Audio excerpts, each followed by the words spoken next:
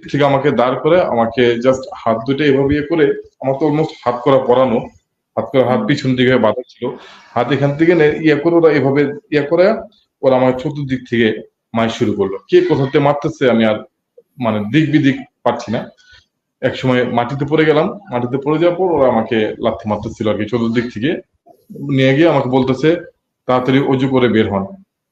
তখন হুম, আমি আসলে বুঝতে পারতেছিলাম না যে আমাকে অজু করতে বলতেছে, মানে তার মানে আমাকে হয়তোবা এখন নিয়ে গিয়ে হুম, আমাকে ক্রসফায়ার দিবে, ফেলবে। ভাবতেছে মানে এবং রক্ত বের হচ্ছিল। বুঝতে পারতেছিলাম যে আমার ফেসের দিক দিয়ে রক্ত বের হচ্ছে বা ইয়ে করলে রক্ত বুঝতে পারতেছিলাম। হুম? এবং নাক দিয়েও রক্ত পড়তেছিল, কান দিয়েও রক্ত বের হচ্ছিল। তো এগুলো এবং ব্যথা করতেছিল আরকি প্রচুর। এরকম একটা ছেলে ছিল, আশিস হলো কোন একটা এয়ারলাইন্সে ও জব করত। যেকোনো কারণে ওর চাকরি চলে যায়। খুবই অভাবে চলতেছিল। আমার কাছ থেকে মাঝে মধ্যে ৫০০ ৳১,০০০ বিভিন্ন বাহানা দিয়ে ওই আমার কাছে চেয়ে নিত আরকি। এবং অনেক সময় ওর মা অসুস্থ কথা বলেও আমার কাছ থেকে টাকা নিয়েছে। ভাই খুব খারাপ অবস্থা আছে, মায়ের ওষুধ কিনতে টাকা নাই। হুম, আমি ওইভাবে ওকে হেল্প করতাম। হুম, যথেষ্ট একটা আন্তরিক সম্পর্ক ছিল তার সাথে। যদিও সে বয়সে আমার জুনিয়র। হুম।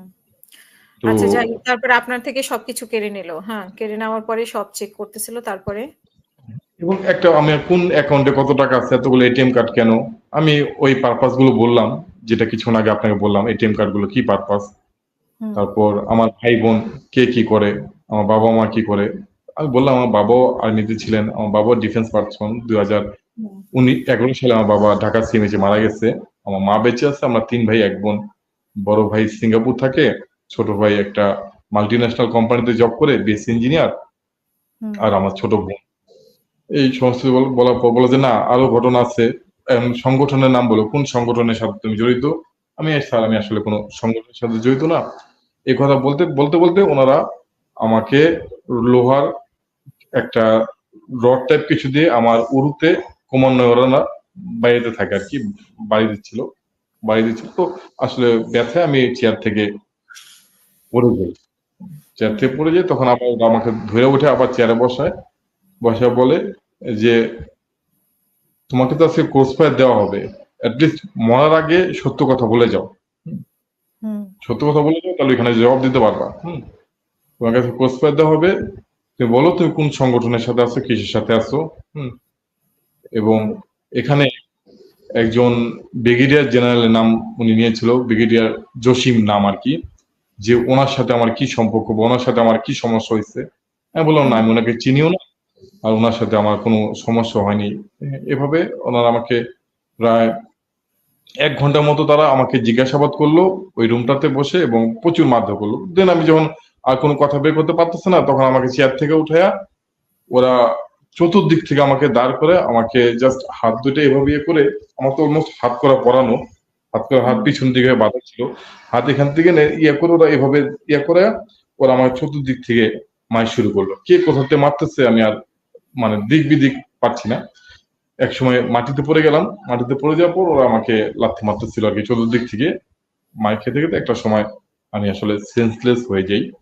হুম, আমার আর কিছু মনে নেই। তো যখন আমার সেন্স ফিরে আসে, নীরব আমি মানে সেন্স ফিরে আসে বা আমার চোখ-টোখ বাঁধা, আমি ইয়ে করি, নড়াচড়া করি এবং কান্না করতেছিলাম। সেই সময় আমাকে আবার ২ জন লোক এসে ধরে, তখন আমাকে ওনারা ধরে টেনে হিঁচড়ে কোথায় যেন নিয়ে যাচ্ছিল। নিয়ে হুম, যাওয়ার পর আমাকে আমার হাত-কড়া খুলে দেয়, চোখের বাঁধন খুলে দেয়। তো তখন হুম, আমি দাঁড়িয়ে থাকার মতো অবস্থায় ছিলাম না আরকি। আমি জাস্ট পড়ে যাই এবং আমি দেখি যে চোখ ঝাপসা, ঝাপসা দেখে যে আমাকে একটা ছোট একটা রুমে নিয়ে আসছে ওরা। নিয়ে আসছে। তো আমি এর ভিতরে একজন এসে আমাকে ২ টা লুঙ্গি দিয়েছে। একটা হুম, লং হাতা একটা সোয়েটার দিয়েছে। তখন আসলে শীতের সময় ছিল। হুম, ফেব্রুয়ারি মাস ২০১৯ সালে ওই সময়টা আরকি শীতের সময় ছিল। দিয়েছে এবং বলতেছে আমার পরনে যে কাপড়-চোপড় আছে এটা তাড়াতাড়ি খুলে এগুলো পরে নিতে। আর ২ টা প্যারাসিটামল ট্যাবলেট দিয়েছিল, ৩ টা টোস্ট বিস্কিট দিয়েছে আর ১ বোতল পানির বোতল দিয়েছে। দিয়ে বলল যে, "এগুলা খেয়ে নেন আর তাড়াতাড়ি পোশাক খুলে নেন।" আমি আসলে পোশাক খোলার মতো অবস্থাতে ছিলাম না। আমার হাতে এত শক্তি ছিল না। আমার শরীর হাত-পা সব কাঁপতেছিল। তো ওরাই ধরাধরি করে আমাকে আমার ড্রেসটা চেঞ্জ করে নিয়ে ইয়ে করে নিয়ে যায়। তো আমি জাস্ট কোনোভাবে ওই প্যারাসিটামল 2টা খেয়ে পানি দেখে আমি ওইভাবেই পড়ে থাকি ফ্লোরে, ওই রাত ওইভাবেই পড়ে থাকি। পরে প্রচুর জ্বর, শরীর কাঁপানি দিয়ে জ্বর আসতেছিল, ব্যথায় কোঁকড়াচ্ছিলাম। তো এভাবেই রাত কয়টা বাজে আসলে আমি জানি না, অনেক রাত্রে আমাকে দরজা খুলে 2জন লোক আসলো, এসে আমাকে আবার হাত করা পরালো এবং চোখ বাঁধলো। তো এতদিন এই মানে এই প্রথম আর কি হাত সামনের দিক নিয়ে হাত করা পড়াইছে, এখন আর পিছনে হাত করা পড়ে নাই, সামনে হাত করা পড়ায় চোখ বেঁধে আমাকে ধরে তারা নিয়ে গিয়ে একটা রুমের মতো ইয়ে করলো, পরে ওখানে যখন আমাকে চোখের বাঁধন খুলে দিয়েছে এবং হাত করা খুলে দেবো, আমি তখন বুঝতে পারলাম একটা ওয়াশরুম, মানে একটা ওয়াশরুমে আমাকে নিয়ে গিয়ে আমাকে বলতেছে তাড়াতাড়ি অজু করে বের হন। তখন আমি আসলে বুঝতে পারতেছিলাম না যে আমাকে অজু করতে বলতেছে, মানে তার মানে আমাকে হয়তো এখন নিয়ে গিয়ে আমাকে প্রস্তাব দিবে, ফেলবে। তো আমি আসলে চিৎকার করে কান্না করতেছিলাম, অজু করে কান্না করতেছিলাম, আমি আর বের হচ্ছিলাম না। অজু করে ওই ওয়াশরুমে মানে দাঁড়াচ্ছিলাম, আমি বের হচ্ছিলাম না। ওরা বলাই হয়েছে, মানে দরজা কিন্তু লাগাইতে দেয় নাই, দরজাটা খোলাই ছিল। পরে ওরা আমাকে টাইনা বের আমি বললাম, ভাই আমাকে না ভাই, আমার 2টা সন্তান আছে, আমি তো ভাই এমন কিছু কই নেই, আমার সন্তানের দিকে তাকাই হলো ভাই, আমাকে মেরে ফেলবেন না। তো বললো যে না আপনি ভয় পান না, আপনাকে এখন আর কিছু বলবে না বলে ওরা আমাকে আবার চোখ বেঁধে হাত করা পরে ওরা আমি যে রুম থেকে আমাকে বের করছে আবার সেই রুমে নিয়ে দেখে আসলো। তার কিছু সময় পরেই ফজরের আজান শুনতে পেলাম, বুঝলাম যে ফজর রক্ত হয়েছে আর কি। তো যাই হোক, আজান শুনতে পেয়ে ওই অবস্থাতেই চেষ্টা করলাম নামাজ পড়ার জন্য। নামাজ পড়েছি, পড়ার পর বসে আছি, কান্না করতেছি, মানে কোনোভাবেই শান্তি পাচ্ছিলাম না, শরীরে প্রচুর জ্বর। তো এর ভিতরে আশেপাশে আরো কান্নাকাটির চিৎকার চেঁচামেচি শব্দ শুনতে পাচ্ছিলাম। নীরব একটা রুমের ভিতরে আমি, যে রুমটাতে আমাকে রাখা হয়েছিল সেই রুমটার আয়তন ছিল উত্তর দক্ষিণে পায়ে হেঁটে জাস্ট 6 কদম এবং পূর্ব পশ্চিমে 4 কদম। এই হলো রুমের পরিধি। এবং ছাদের বেশ উপরে ছাদ, প্রায় 18 ফিট উপরে বা তারও বেশি উপরে ছাদ। এখানে একটা লাইট 24 ঘন্টা, সারাদিন 24 ঘন্টা লাইটটা জ্বলতো। রুমের উত্তর পশ্চিম কর্নারে দেয়ালের উপরে একটা অ্যাডজাস্ট ফ্যান ছিল, বড় একটা অ্যাডজাস্ট ফ্যান ছিল, যেটা বিকট শব্দে আওয়াজ করে চলতো। আর ওই রুমের ভিতরে একপাশে 2টা ইউরিনাল পট রাখা ছিল। এই ছিল রুমের অবস্থা, রুমের আয়তন। আর রুমের এই দক্ষিণ পশ্চিম কর্নারে একটা কালো সিসি ক্যামেরা লাগানো ছিল, কালো কভার একটা সিসি ক্যামেরা, যেটা দিয়ে মনিটর করা হতো আমি রুমের ভিতর কি করি। জি। আর দরজাটা ছিল এরকম, প্রথমে 7টা লোহা দিয়ে তৈরি করা, একটা জেলখানায় যেরকম দরজা থাকে, জেলখানায় বা থানায় 7টা লোহা দিয়ে একটা দরজার পরেই আবার একটা কাঠের দরজা, যে দরজাটা মোটামুটি আমার উচ্চতা সমতুল্য এক জায়গাতে গোল করে কেটে রাখা, যেটা দিয়ে হাত দিয়ে সরায়া ভিতরে দেখা যায় যে ভিতরে মানুষ কি করতেছে বা এরকম আর কি। এই হলো রুমের দরজা তৈরি ছিল, সবসময় দরজা লাগানো থাকতো এবং ওই বিকট শব্দে ওই ফ্যান চলতেছিল, আশেপাশে আর কোনো কিছু শোনা যেত না। মানে বিকট শব্দে ফ্যান চলতেছিল আর লাইটটাও সারাদিন সারা রাত জ্বলতে থাকতো। এটা কি না? আর আপনি ঘুমানোর কি মানে আপনি পা মেলে ঘুমাতে পারতেন, মানে রুমের যে আয়তনের কথা বলছেন? হ্যাঁ, রুমের যে আয়তন, এইভাবে কোন রকম মানে পা মেলে ঘুমানো যেত। হ্যাঁ, ওই যে 6 কদম, তো উত্তর দক্ষিণে 6 কদম ছিল। হ্যাঁ, তো তাহলে আপনার মানে বালিশ, মানে তোশক বালিশ এগুলো তো দেওয়া ছিল? তোশক বালিশ 2টা জাস্ট কম্বল দিয়েছিল 2টা। হ্যাঁ, ওই আর্মিদের বা সরকারি যে কম্বলগুলো থাকে এই ধরনের 2টা কম্বল দিয়েছিল। আর এই কম্বল দিয়েছিল আমাকে যে 2টা লুঙ্গি দিয়েছে। হ্যাঁ, ওই লুঙ্গির একটা লুঙ্গি কোন রকম মানে ইয়ে করে পেঁচে টেচে বালিশের মধ্যে ইয়ে করে, আর একটা পানির বোতল ছিল, এভাবে আর কি এটাকে বালিশ বানিয়ে নিয়েছিলাম এভাবে। আচ্ছা। তো কিছুক্ষণ পর মানে ফজর নামাজ পড়ার পর শরীর জ্বরে কাঁপতেছে, মানে এবং রক্ত বেরোচ্ছিল, বুঝতে পারতেছিলাম যে আমার ফেসের দিক দিয়ে রক্ত বেরোচ্ছে বা ইয়ে করলে রক্ত বুঝতে পারতেছিলাম, এবং নাক দিয়ে রক্ত পড়তেছিল, কান দিয়েও রক্ত বেরোচ্ছিল। তো এগুলো এবং ব্যথা করতেছিল আর কি প্রচুর। এভাবেই কিছুক্ষণ পর তারা আমাকে ওই দরজার নিচ দিয়ে একটা প্লেটে একটা রুটি দেয়, আর রুটির সাথে একটু ডাল বা কিছু দিয়ে আমাকে খেতে দেয়। আসলে ওই রুটির এমন অবস্থা ছিল যেটা আসলে দেখে খাবারের কোনো ইয়ে নেই, আমি আসলে খেতে পাইনি ওই মুহূর্তে, এটা খেতে পাইনি আমি। ওইভাবে রেখে পরে ওরা আবার নিয়ে যায়। ওই আমি জাস্ট ওই প্লেটটা আবার ওই দরজার ভিতর দিয়ে ওদিকে বাইরের দিকে ইয়ে করে দিয়েছিলাম, ওরা হয়তো বা কোনো এক সময় এসে নিয়ে গেছে।